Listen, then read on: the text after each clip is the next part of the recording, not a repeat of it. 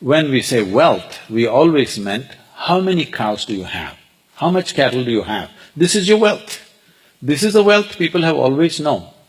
And even when I was a child, in my grandfather's house, they would show me one cow and it had a name, said, this is the cow whose milk you drink, this is your cow mother. And every day you're supposed to go and give her something. I was given a jaggery ball, which I'm supposed to go and give it to her every day because she gives me milk. Between me and her, there is a very strong thing.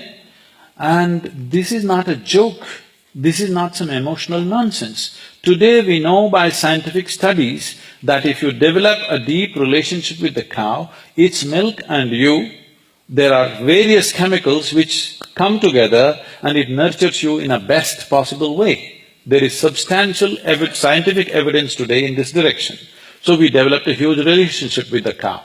After having drunk the milk of the cow for 5–10 years, she is old, cut her up and eat her is an unthinkable thing for us because she's like a mother. So from this context, we said killing a cow is not right. Another aspect of it is, if you have a cow at home, people have very deep relationships with the cows in India. Today maybe they've all become hybrid cows, you don't notice that. But in villages, when there are cows inside the house, people have a very strong relationship. When you have this, if you are going through some kind of misery, you will see the cow will shed tears. Actually it sheds tears. So because of this, because it has human emotion, if killing a cow and eating a cow is considered murder and cannibalism. Apart from that, today we are seeing that scientific evidence. Recently, 3 weeks ago, it was on the Time magazine, but it's been all over the scientific this thing. They've been afraid to publish these things for quite long because of the meat lobbies in the world.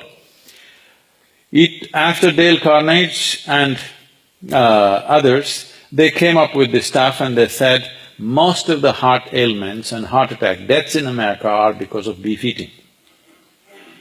Now they're saying almost 70% of the cancer is because of red meat eating, okay? So every doctor in the West is telling people, you should not eat red meat, this is the worst thing, and it's an ecological disaster.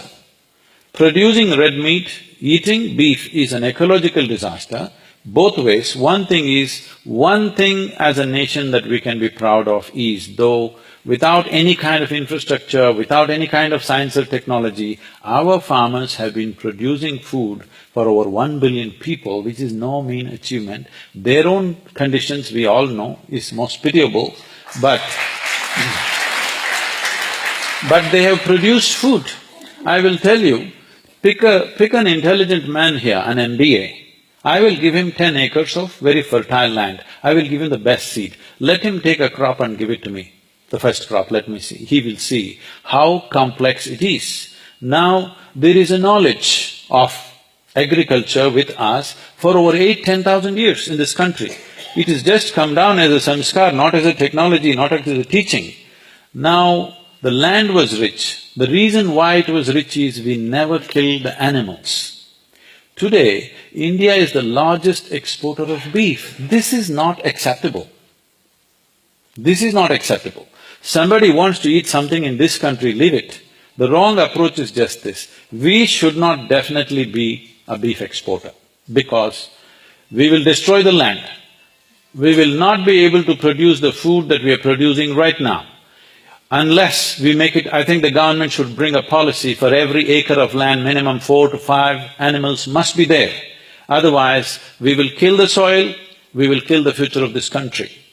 It is in that context we have to look at, not in terms of religion.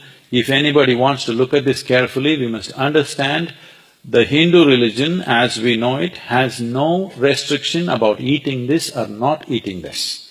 It is just that it is a cultural emotion because we have seen the cow as a second mother because we drink the milk of the cow. I want to stay with